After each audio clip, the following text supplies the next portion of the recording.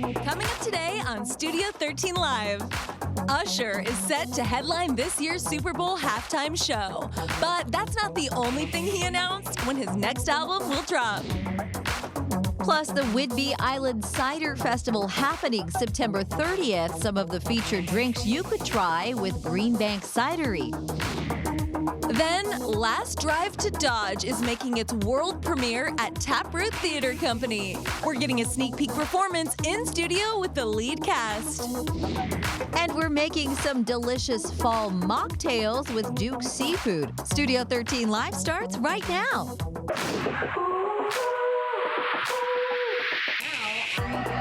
I wanna see you smile, take you another mile. Don't gotta wait, don't gotta wait, don't gotta wait today. It's happening all around, like sunshine through the clouds. I'm gonna make your day. Hey, happy Monday, friends, and welcome to another wonderful week. I'm Carly Henderson. And I'm Mireya Garcia. And look, it was a big weekend, okay? It was huge. In fact, people had eyes on one particular football game. The potential love story continues, and baby, just say yes. I hope you enjoyed that, Carly. That was for you. Taylor Swift went to the Kansas City Chiefs game yesterday to watch Travis Kelce play. Yes, she did. She even sat next to his mom, Donna, and was really all in on this game the entire time. Take a look. So this reaction follows Travis scoring a touchdown. This visit comes after Travis invited Taylor to come see him play in Arrowhead since, he got to already watch Eras tour there. Travis and the Chiefs put on quite a show for Taylor, winning 41-10 over the Bears. Chiefs quarterback Patrick Mahomes even made sure to throw a touchdown pass to Travis. Forget the pressure from Kansas City Chiefs fans. Do you realize how much pressure there was on you today from the Swifties to get Travis Kelce a touchdown with Taylor in the house today? Yeah, I heard she was in the house. Did you feel it? Did you feel the pressure, Patrick? I felt a little bit of pressure, and so I knew I had to get it to Trav. And of course, it's on a route that Travis he does his own thing and just makes up a route, and I throw it to him. So I think he wanted to get in the end zone just as much as all the Swifties wanted him to. Well, after the game, Taylor and Travis were seen leaving the stadium together. Travis was wearing a denim 1989 bedroom painting matching set piece. Some saying it was inspired by the re-recorded version of Taylor's album 1989, which drops October 27th. And as it turns out, both of them were born in 1989 too. So much to unpack here. Is this just 1989 re-recording promo overdrive, or is this really a love story? What's your take? Let me believe in love. I love, look, here's the thing.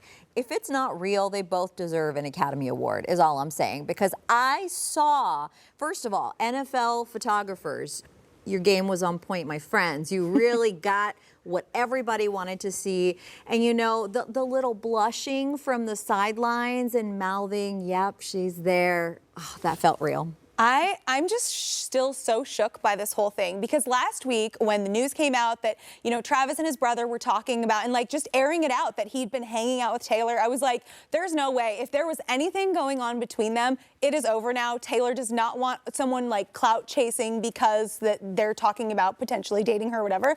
So I am so shocked to see her actually show up here. However, him wearing that 1989 piece makes me think they're just friends and they're just having fun, and she's just they're supporting him because it's just so on the nose, right? Maybe, but here's the thing. The guy is very fashionable. He loves fashion. This is pre-Taylor. I mean, he was talking on his podcast with his brother about some vintage scarves turned into a shirt for him.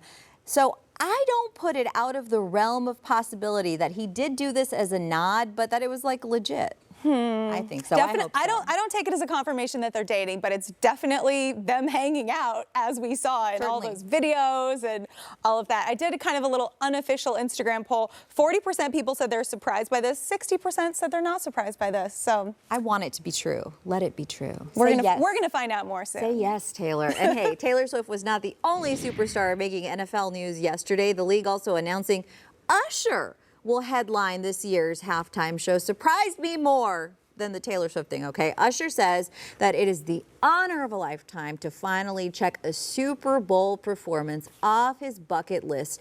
That same day, February 11th, his 9th studio album entitled Coming Home, that'll also be released. Were you also surprised by this announcement? I was surprised by this announcement. I mean, congrats to Usher. Yes. I'm sure it'll be a really good show. I think I looked it up this morning. He's had 18 top 10 hits on the Billboard Hot 100 chart. So definitely huge category of work. I think everybody probably has an Usher song that they like or have at least, you know, sung along with over the years. I'm not going to be like counting down the days to the Super Bowl like we have with some other ones. Personally, I kind of prefer like a female Super Bowl performer because we get the sparkle, the glitter, the choreography, all of that. But I am excited to see which guests he's going to bring out. Yeah, and especially because, I mean, the guy really has a long history in the music industry. And look, maybe we've forgotten over time, but Usher can really sing a catchy song. And he's an excellent dancer, so I'm personally hoping to see a lot of very cool dancing for this Super Bowl performances coming. Yeah. Yeah. I mean, I'm not gonna do it, but yeah. I got you. So let's change the subject here. After nearly 5 months, a tentative deal has been reached that could finally end the Hollywood strike. So far, the terms of the new deal have not been announced, but the Writers Guild of America has been calling for better pay, job protection from artificial intelligence, among other things.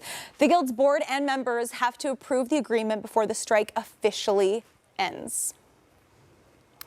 Tom Hanks says that he will take on any job, including cleaning toilets in zero gravity if that means he gets a seat on the next moon mission. Though he says that he would also prefer, you know, if you're asking him to be in charge of the food and maybe make a few jokes here and there. The 67-year-old actor is promoting his exhibition, The Moonwalkers, and it focuses on the history of moon exploration and opens actually in London this December. Now, Tom co-wrote and narrated the project that he calls, quote, truly the most immersive medium I've ever witnessed. And as a reminder, he also played an astronaut in, of course, the 1995 film Apollo 13. You know, he's really making a name for himself as a narrator this time, you know? I know. Everybody loves Tom Hanks' voice, you know what I mean? He also, in this interview, I don't know if you saw in the article this morning, he was talking about how more women need to go to space. He was like, we need to send the absolute best people to space. It's been so many men. Like, we need some of the best people, you know, in space exploration are women, so we need to send more of them. So I appreciate that. I appreciate the nod, but I mean, he also said, plus me, Tom Hanks. Well, I also would like to go. He's getting on everyone's good side, so That's people right. bring him along, too. Yeah, Hollywood good guy. I love it. After reuniting at the MTV Video Music Awards, Lance Bass says fans still being excited about NSYNC is a dream come true. So he told Entertainment Tonight he had no idea the fandom would go this nuts. He jokingly blamed Taylor Swift and her reaction to them announcing her win for Best Pop Video. Lance says that he believes she sicked the Swifties on them and the NSYNCers just created a tsunami from there. Even with the public outcry, Lance says there is no definitive plan for a reunion tour or a special right now. Apparently, Lance Bass forgot what it was like to have all those tens of thousands of screaming crowds, us included, you know, hyping them up. Yeah. Can we talk about their fandom name for a second, too? Because he said NSYNCers. I don't remember being called an NSYNCer. I think that this is a relatively new thing. But you know what? If the fans can make it happen, I say make it happen. This elder millennial would like to see that. Thank you very much. Thank you.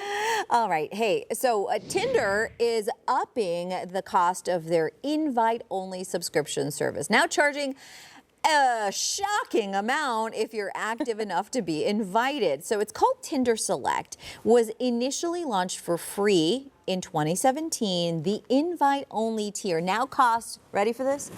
$500 a month, baby. That is a lot of dollars. Tinder Select subscribers will have access to unique features like the VIP search, messaging users that they've yet to match with, and unblurring photos in their likes you grid. Tinder says the membership is for extremely active accounts. That doesn't sound that great. And it is limited to 1% of its users. So I guess maybe it's not about finding the one. I mean, that's a lot of money, I feel. But at the same time, if you find your person, $500, small price to pay. Hopefully it doesn't take that many months. Best of luck to everyone out there. It seems tough. Hey, coming up on Studio 13 Live, we are getting a taste of Green Bank Cidery, a look at the different drinks that you can try at the Whidbey Island Cider Festival this weekend. But first, more Taylor Swift headlines to talk about how she helped get 35,000 people registered to vote. I love that. We'll be right back. I'm gonna make your So apparently Taylor Swift's Instagram story encouraging her followers to vote created a surge in voter registration. Wow. More than 35,000 registrations were recorded by vote.org. The pop star currently has 272 million Instagram followers, and it's unclear how many of those voters were influenced by her story. However, the nonprofit organization does say that a 1,200% jump happened only an hour after Taylor Swift's story was shared.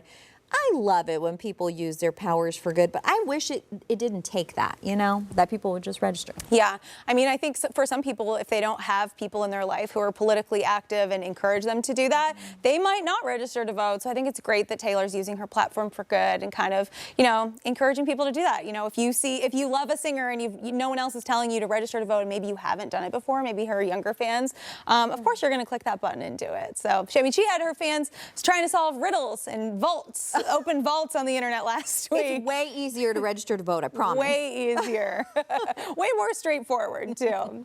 Okay, Gen Zers are being very specific about deal breakers when it comes to accepting a new job and what they'll tolerate in the workplace. So one Gen Zer shared her decision was based on making sure the manager passed the vibe check. Oh. Another person revealed they wouldn't work anywhere with a rigid dress code, saying they prefer casual attire. The biggest deal breaker for young people is the flexibility of working from home or remotely so that they can travel while on the clock. No word yet on if they've found jobs yet. Oh, Little shade there. I get it. I totally get it. If I could work remotely, yeah, I mean, it sounds like a lot of fun, but the reality is that a lot of people don't have the option to, you know, make those decisions to make sure your manager passes the vibe check. So I think there's inherently a lot of maybe privilege that comes with being able to make these decisions. But if you can do it, do it. You know? Yeah, I think having a clear idea of what you want and what you don't want is a really good way to get what you want, right? But I mean, this sounds like somebody who isn't a millennial like me, who has not lived through multiple recessions and like has the kind of hustle in that, you know, it's nice to have when you're looking at a job. But maybe they'll all find their dream jobs and then they'll stay in those jobs for a really long time and it'll end up being wonderful. I love it. Hey, let's talk about a bride on Reddit who says that she stormed out of her wedding after her brand new husband smashed some cake in her face. Okay, so that woman says that she knew that her new soon-to-be hubby liked watching cake smashing videos online, but asked him directly not to do that to her on their big day together. And well, he did. She left. She says the stunt was embarrassing. It ruined her cake, her makeup, her hair, part of her dress. Now, etiquette experts say cake smashing at a wedding should only be done if both parties agree. Do we think she overreacted? I don't think she overreacted. I think that is so rude, and it is embarrassing for her. Women, too, at weddings spend so much money on their hair, on their makeup, on their dress. Oh, my gosh, I went dress shopping with my sister recently. I couldn't believe how much those wedding dresses cost. And they say that watching a couple and how they interact during the cake eating, potentially smashing, potentially not smashing, little ceremonial moment is a good indicator of the relationship and if it will last. So there you go. Yeah, very interesting. And I've never been a fan of the cake smashing, even at little kid parties. I mean, like everyone has to agree, first of all, you know? I feel you. Yeah. I kind of like a little kid cake smash though. Like the first birthday, is that what you're talking about? No, that is a child smashing cake into their own face, but like grabbing someone's hair and like forcing them into a cake. I've never loved it. No, I'm with you on that one. Okay, still to come on Studio 13 Live, PCC Community Markets is going to be showing us how to use in-season mushrooms, what you should know when you are picking them out. But up next, the Whidbey Island Cider Festival returns this Saturday. We are trying some of the featured drinks with Green Bank Cidery. And hey, this Friday, Studio 13 Live, we are packing it up. We're taking the show to Bremerton. We're going to be checking out the Puget Sound Navy Museum and taking you aboard the USS Turner Joy. We can't wait.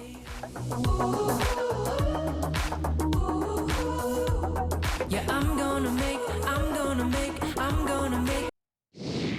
Hey, welcome back. The Whidbey Island Cider Festival is happening September 30th, showcasing delicious local restaurants, family-friendly activities, and of course, amazing drinks. Yeah, and today we're getting a taste of some of the featured ciders with Kyle Magnuson with Green Bank Cidery. Hello! Hello! Oh, so happy to have you here. And tell us all about the festival and where it's happening this year. Well, the festival is a big family fun event, and it's happening at the Pacific Rim Institute for Environmental Stewardship. That's a hard That's a mouthful. Yeah.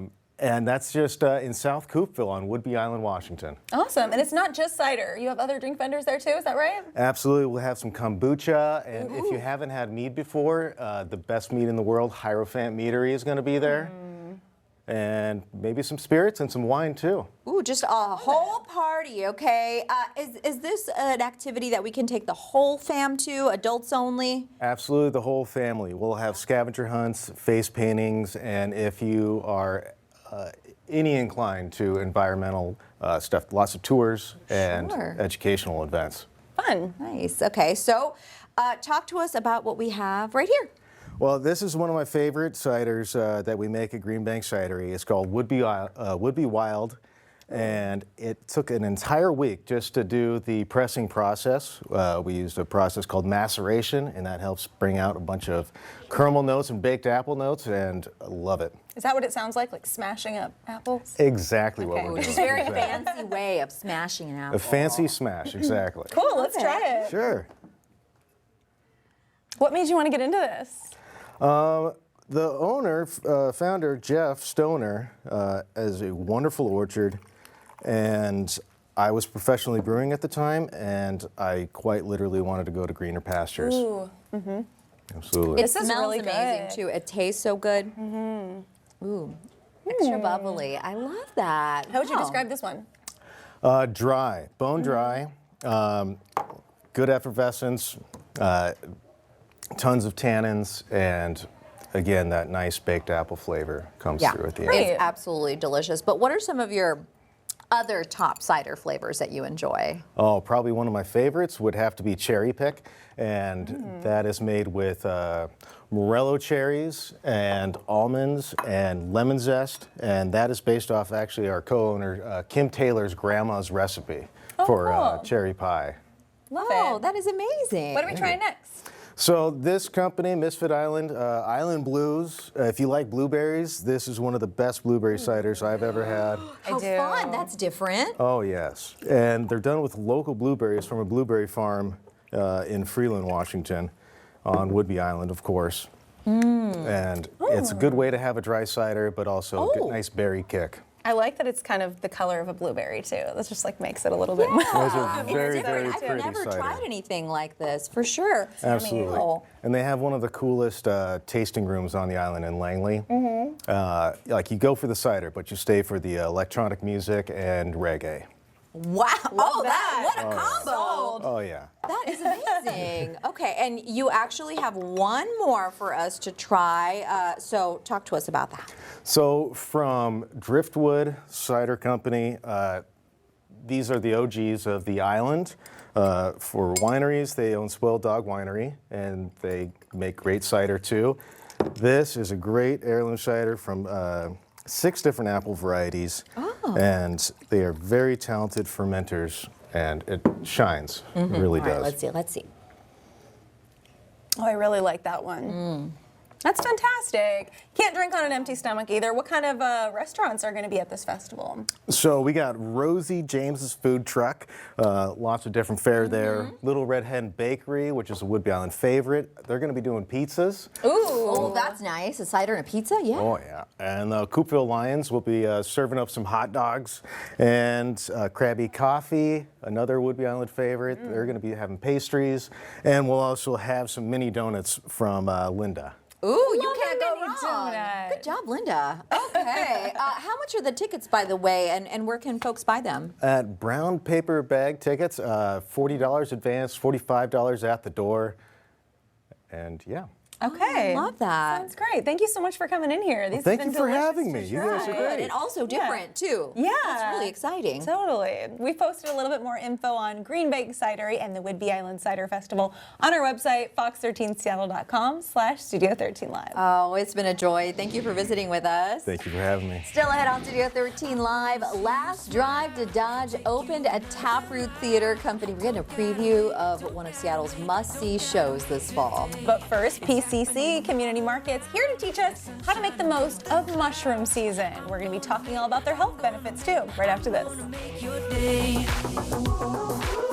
Nice stuff. Yeah, I'm gonna make your day. Hey, welcome back. You know what? That fall feeling must mean it is mushroom season. Yeah, I do like to wrap myself in a blanket and chew on some mushrooms during the fall. Doesn't everybody? Hey, if you didn't know, PCC Community Markets is a food co-op with 16 stores stretching from Ballard to Bothell and Burien. And joining us today to talk all about those mushrooms is Angela Shen with PCC. Hi. Thanks for having me. Good to have you back in here. Yeah, It smells so good in here between the flowers and the mushrooms and all these local goodies. And it's really cool because PCC sources its mushrooms from local farmers, expert foragers. How do you think this impacts the taste of the mushroom? Well, PCC is so committed to local ingredients, and so that is like a very short journey between where it came from in the wild directly to you guys. So that. yeah, and I'm one of those commercial foragers actually. Really? Yes, yes. Oh, that's very cool.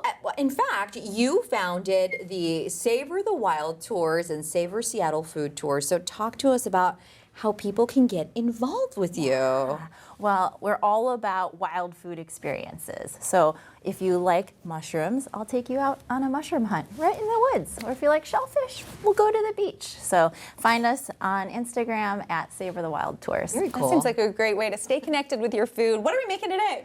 Okay, so over the next coming weeks, I have the honor of being a guest instructor at PCC, Yay! teaching wild fall mushrooms and about fall mushrooms. And so this is one of the dishes that we teach in class. So today we've got a wild mushroom crostini with some wonderfully smooth and delicious goat cheese. Ooh. Bring it on. Yes, I guys like ready? all about it. And not only is it tasty, but mushrooms are good for you. Talk to me about the benefits. So mushrooms are actually packed with protein. So it's a Oh. vegetarian item, of course, but a great source of protein. And some of the medicinal mushrooms actually have really great health benefits like cognitive function, lion's mane, which you can also find at PCC, is great for memory.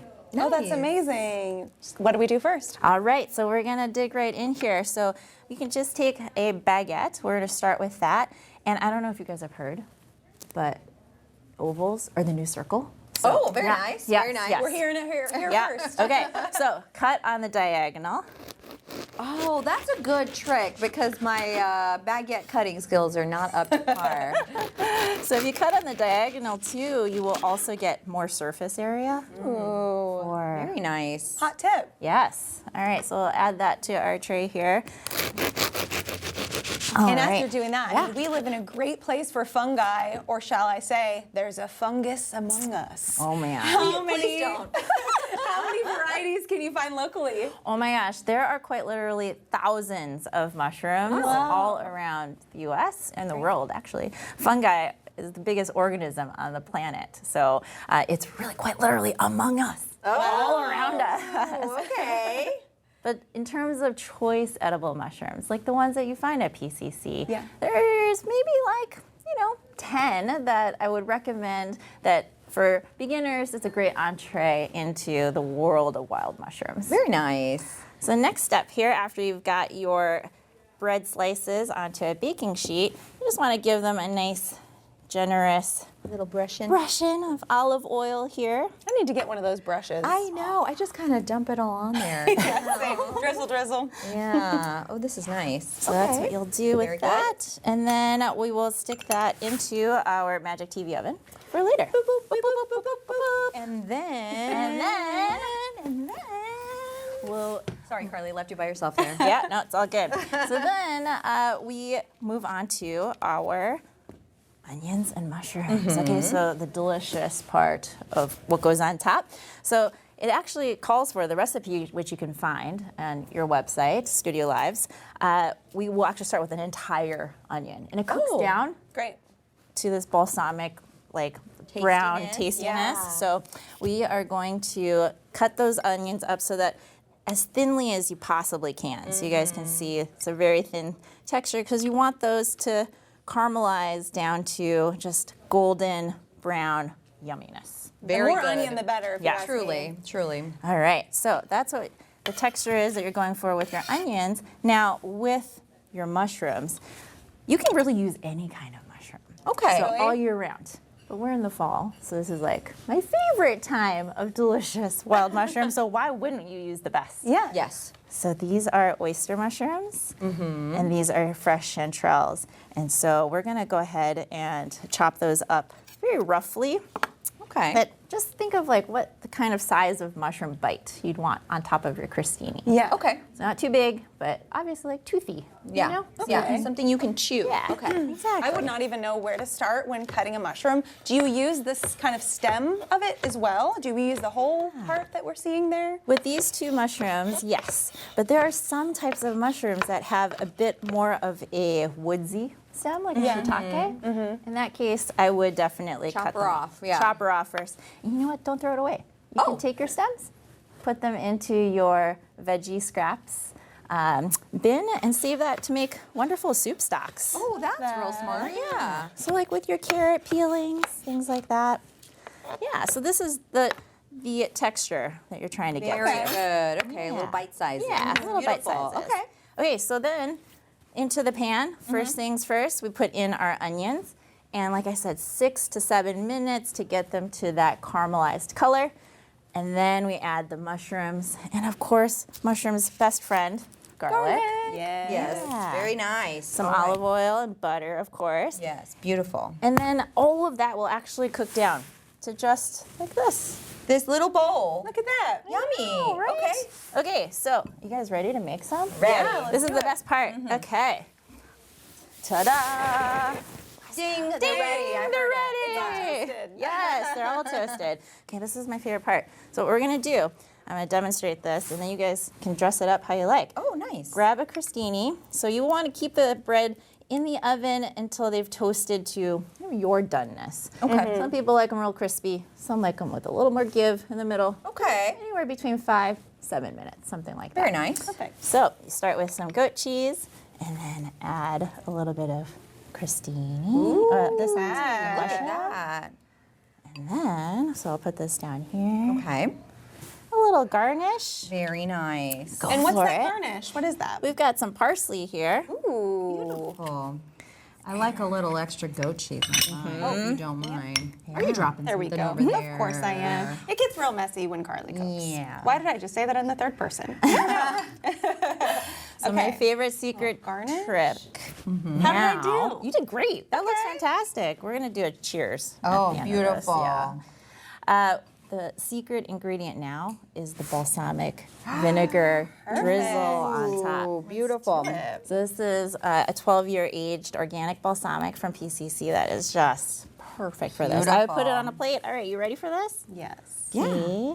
We do have about 30 seconds, so speed pour. Okay, there you go. Hit me with some of that balsamic. All right. Cheers, Cheers, friends. everybody, to the fungus among us, okay? Oh my God, that is so good. I love that. Thank you for having me. Thank you for being here with us. We do have more info on our website. Apologies, it's very good, okay? Fox13seattle.com/Studio13Live. And don't forget, if you have a restaurant or bar we should feature on the show, definitely let us know. Send us a message, studio13live@fox.com. And still to come on Studio 13 Live, a seasoned bartender from Duke Seafood is going to be showing us how to make fall mocktails, all the tricks you can do at home. And next, we're getting a special performance from Last Drive to Dodge, a Taproot theater company. The greater message behind this cowboy love story. Stay with us. I'm gonna make Last Drive to Dodge is making its world premiere at Taproot Theater Company this month, running through October 21st. And today we're going to be getting a little sneak peek of the production. And for that, we are joined by Taproot's artistic director, Karen Lund, playwright Andrew Lee Creech, and actors Yusuf Severs and Deidre D. Woods. Welcome, everybody. Thank you. I'm so glad you're here. Great to have you. So, Andrew, tell us a little bit about the story and what kind of inspired you to write this. Yeah, so the story takes place, Last Drive to Dodge takes place in 1884, Texas, like Central Texas, on a cattle ranch. And it follows Roe and Prophet, and they are workers on the ranch. Prophet's a cowboy, Roe is a domestic worker, and they are trying to figure out how to create a new life for themselves off the ranch and go north. Beautiful. One of the really lovely things about art is that we can send a lot of messages with one piece of work. What would you like that main message to be? Black folks can be in love too. Oh, yes. Great black love. Absolutely. You know, like, and as well as, I think that this play is really complex. There's a lot of stuff in it, you know, so it tackles race, it has a beautiful love story, and it also tackles class. So I'm just hoping that when folks come, they have an experience, whatever that means to them. There's a lot in there.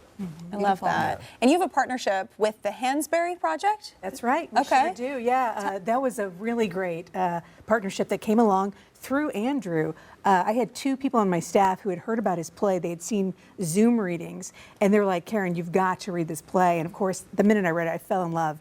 And I'm like, Andrew, please let us do your play. And in order to get him to let us do it, I was like, what can I do for you? And he said, well, I'd love the director, Valerie Curse Newton. And when she signed on, she said, I'll bring the Hansberry Project and we'll partner with you. And so that's just been an incredible partnership for us, and we're so honored to have that support. Oh, that is so exciting. And Yusuf and Deidre, tell us about your characters and something that you have learned throughout this whole process. Well, Ro, I will say that Ro is a force of nature. And she is someone who gets to live a full experience on stage. And I hope that people will come and just receive the gift that she has to give.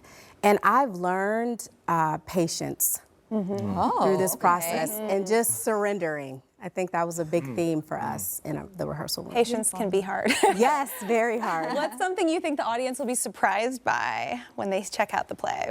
I think something they may be surprised by is that it starts in love and it ends in love. I think oftentimes with stories, there can either be a taper off in a direction we don't want to go in, or only a taper in the direction that we do. And I think seeing two characters of color in love at the top of the play and in love at the end of the play is a beautiful gift to storytelling.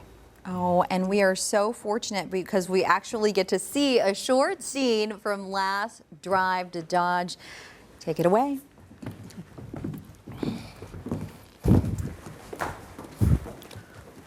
How fast was I going? I was riding like a real cowboy. You was riding like something. I don't know about no cowboy. All that yelling you was doing? You better be glad that horse didn't buck you off and run all the way back to the ranch. Well, how about you? All that, whoa, now, hold on tight, sit still. You don't want to rile them up. You could have been hurt. Prophet, I hadn't even hopped on the horse yet. I was still on the ground. Sound like somebody's daddy. Come, sit. Sun feels good on my skin. It's nice. Dry. Weather soak your lungs in Louisiana. That where your people from? Yes, but we left a few years before the war. Crop wasn't doing too good. Heard men talking about how the soil was tired, so Master and his family picked everything up and came to out here. Where your people from? I was born here. Never thought about leaving? We left as soon as we could. a group of us made our way north. We'd find white farmers who needed an extra hand during the planting season, say, we won't work for free, but you can pay us. We did all right, till old Massa came looking for us. We set up camp. They found us, slaughtered our chickens, set fire to the whole camp, told us to get back down south. Well, we pushed on, but here they come.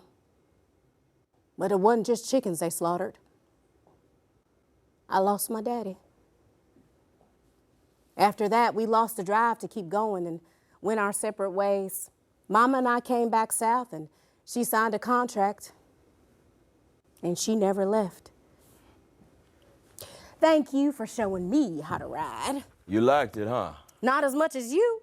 What that mean? Oh, the way you hopped out in front of me seemed like you was trying to ride off the earth or something. Just seems like you really love it is all.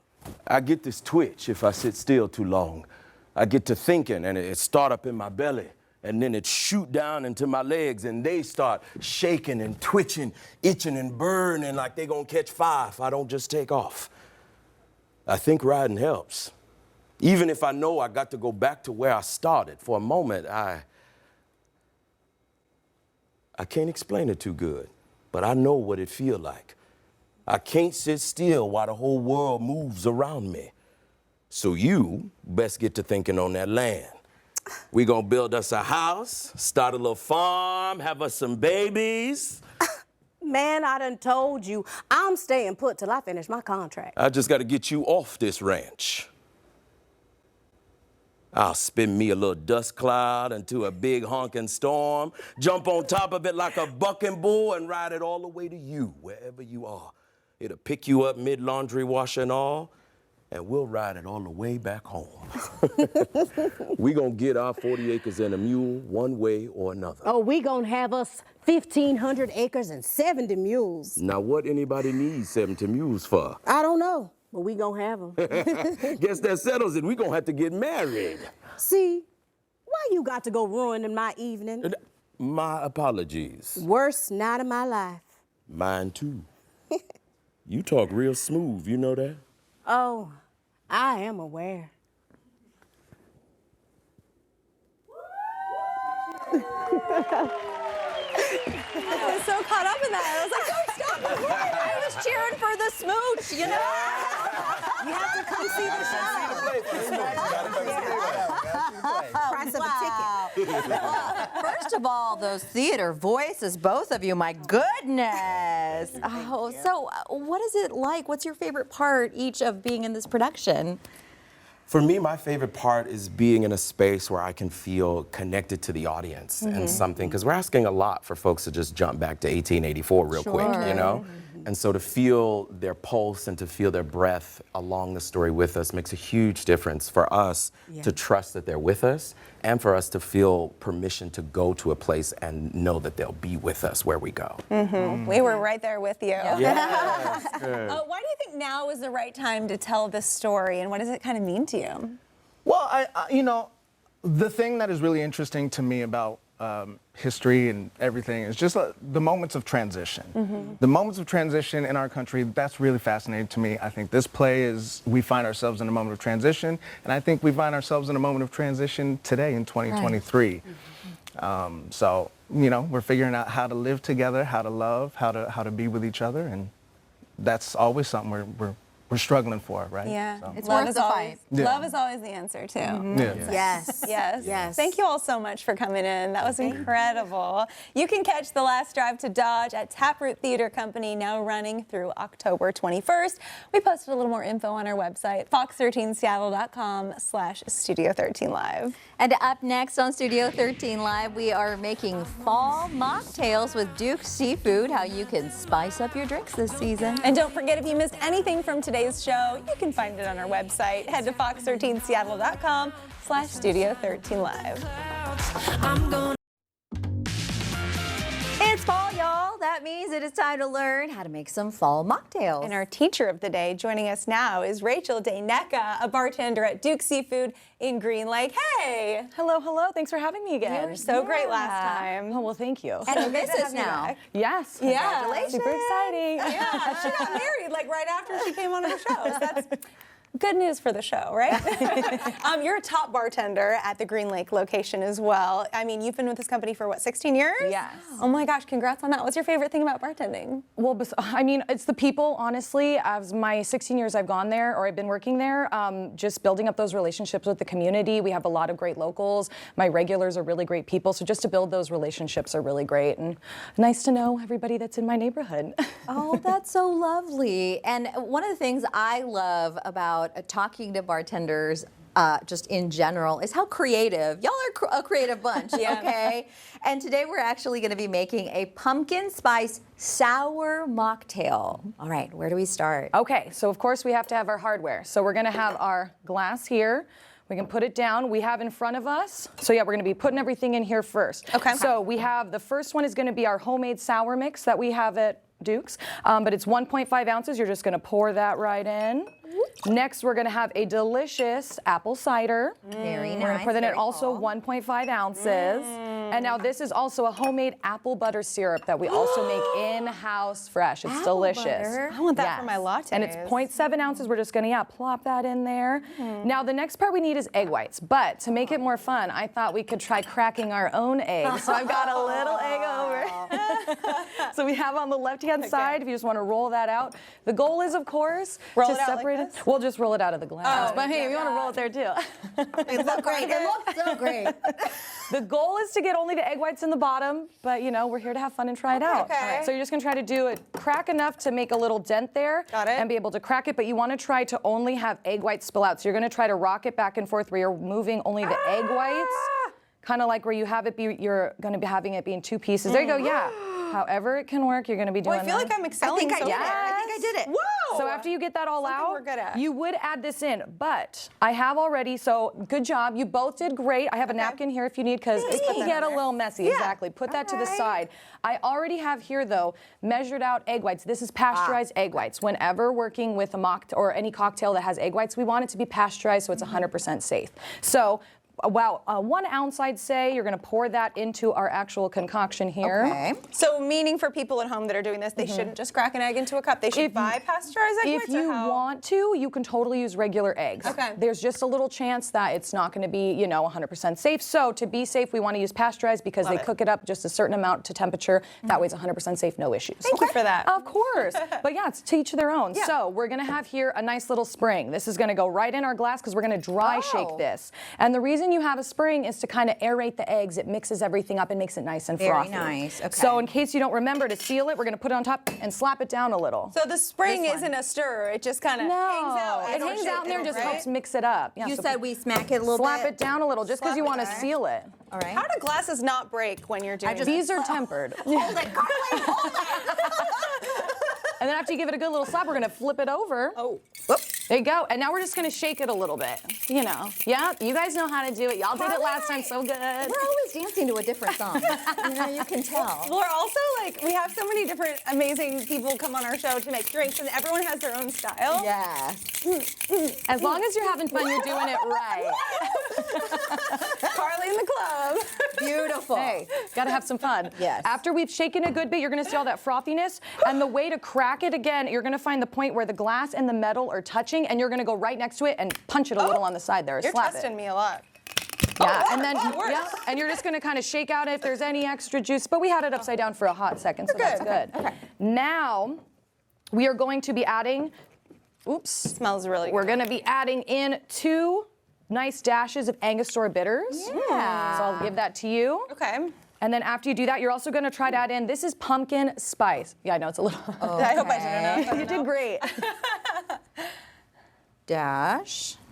Good work. And then now we got pumpkin spice. We're just going to put in a little bit for this next shake just to give it a little extra flavor. We're also going to use this again on top of the foam. Okay. Very nice. And this next part, we've got ice here. We're just going to add a little bit. We don't need, I'm going to add it in this one just because, oops, I like to go backwards.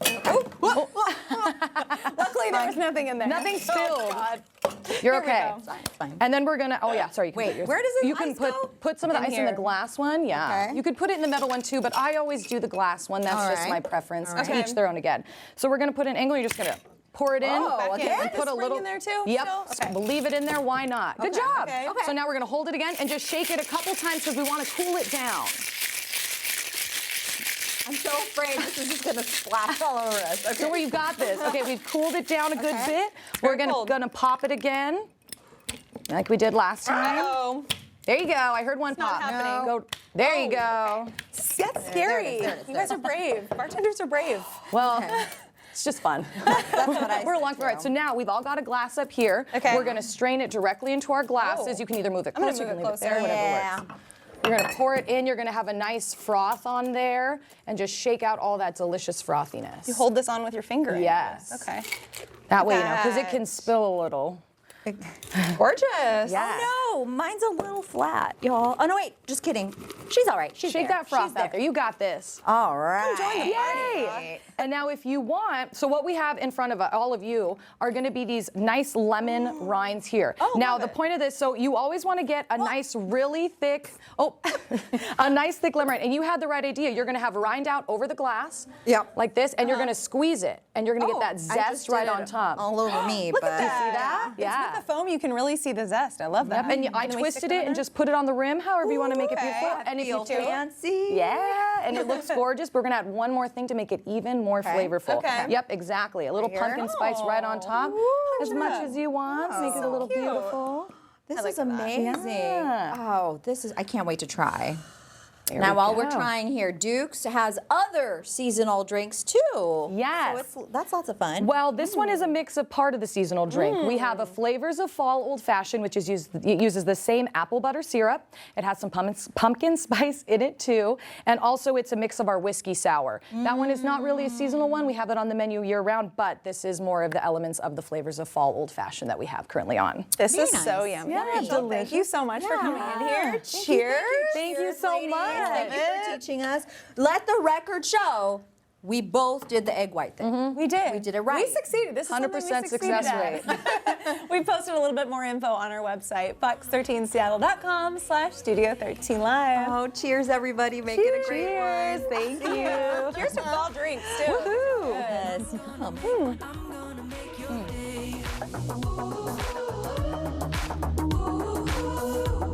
Yeah, I'm gonna make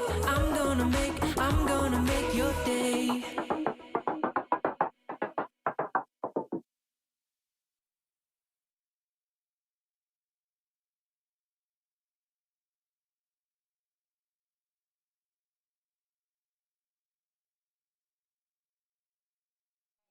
Well, congratulations on the marriage and the love. Great job. That was like the perfect amount